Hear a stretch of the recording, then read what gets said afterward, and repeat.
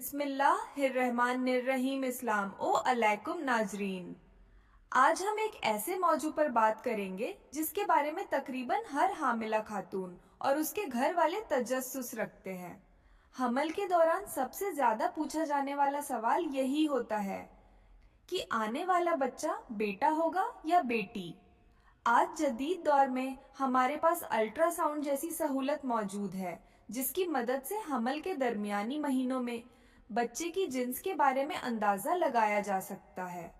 لیکن اس سے پہلے کے زمانے میں جب الٹرا ساؤنڈ دستیاب نہیں تھا، لوگ مختلف علامات اور تجربات کی بنیاد پر اندازے لگایا کرتے تھے۔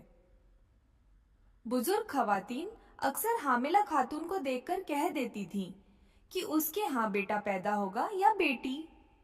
آج کی ویڈیو میں ہم انہی روایتی علامات اور مشاہدات کے بارے میں بات کریں گے۔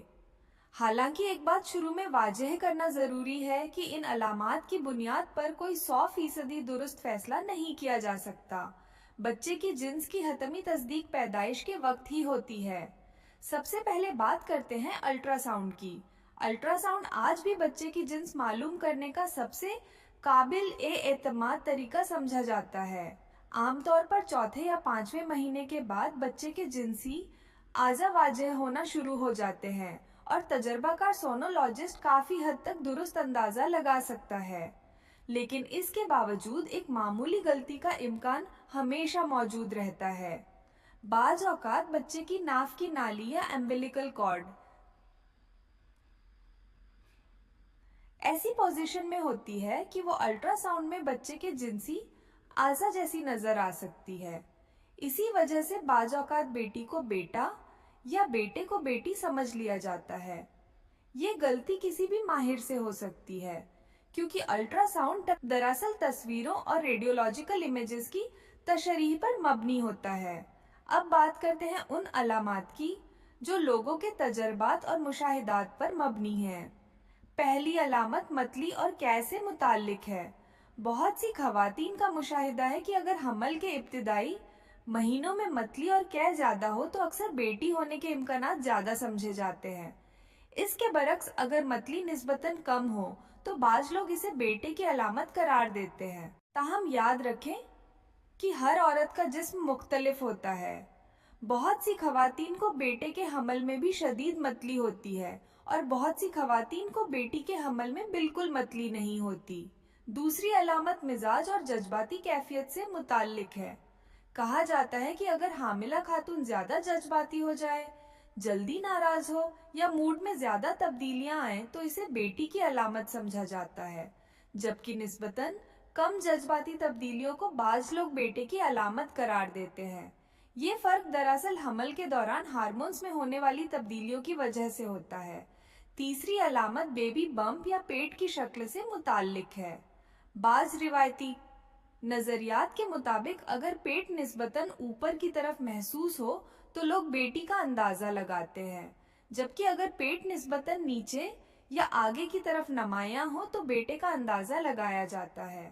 حقیقت یہ ہے کہ پیٹ کی شکل کا زیادہ تعلق ماں کے جسمانی ڈھانچے، عضلات کی مضبوطی، بچے کی پوزیشن اور حمل کی تعداد سے ہوتا ہے، نہ کہ بچے کی جنس سے۔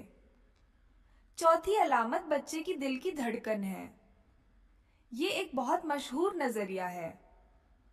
کچھ لوگ کہتے ہیں کہ اگر بچے کی دل کی دھڑکن 145 دھڑکن فی منٹ سے کم ہو تو بیٹا ہونے کا امکان زیادہ ہوتا ہے، جبکہ اگر دل کی دھڑکن 150 یا اس سے زیادہ ہو تو بیٹی ہونے کا امکان سمجھا جاتا ہے۔ اگرچہ اس نظریے کو سائنٹیفک طور پر مکمل حمایت حاصل نہیں، لیکن یہ آج بھی لوگوں میں بہت مقبول ہے۔ پانچویں علامت جلد اور خوبصورتی سے متعلق ہے۔ اکثر کہا جاتا ہے کہ اگر حمل کے دوران خاتون کی جلد زیادہ نکھر جائے، چہرہ چمکدار ہو جائے اور رنگت بہتر نظر آئے تو بیٹی ہونے کے امکانات ہوتے ہیں۔ اس کے برعکس اگر جلد پر دھبے بڑھ جائیں، رنگت میں تبدیلی آ جائے یا چہرے پر بالوں کی نشوونما بڑھ جائے تو بعض لوگ اسے بیٹے کی علامت سمجھتے ہیں۔ یہ مشاہدات دراصل حمل کے دوران ہارمونز میں ہونے والی تبدیلیوں سے جڑے ہوتے ہیں، لیکن ان کی بنیاد پر حتمی نتیجہ نکالنا درست نہیں۔ छठी अलामत पेशाब की तेजाबियत या अल्कलाइनिटी से मुताल्लिक है। कुछ लोग घर में मुख्तलिफ तजर्बे करते हैं और पेशाब के साथ बेकिंग सोडा मिलाकर नतीजा निकालने की कोशिश करते हैं। इन तजर्बों के मुताबिक अगर झाग या बुलबुले ज्यादा बने तो बेटे का इम्कान समझा जाता है और अगर रद्दअमल कम हो तो बेटी का। ताहम इस तरीके की कोई मजबूत साइंटिफिक बुनियाद मौजूद नहीं है, इसलिए इसे सिर्फ एक तफरीही अंदाजा ही समझना चाहिए। सातवीं अलामत खाने की ख्वाहिशात है। बाज लोगों का मानना है कि अगर हामिला खातून मीठी चीजों की तरफ ज्यादा माइल हो तो बेटी होने के इम्कानात होते हैं, जबकि नमकीन या खट्टी चीजों की ख्वाहिश को बेटे की अलामत समझा जाता है। लेकिन हकीकत में खुराक की ख्वाहिशात का ताल्लुक जिस्मानी जरूरतों, हार्मोन्स और इनफिरादी पसंद व नापसंद से ज्यादा होता है। आठवीं अलामत जिस्मानी दर्द है। कुछ मुशाहिदात के मुताबिक अगर दाईं तरफ कोल्हे या टांग में ज्यादा खिंचाव महसूस हो तो बेटी का इम्कान समझा जाता है, जबकि बाईं तरफ दर्द को बाज़ लोग बेटे से मंसूब करते हैं।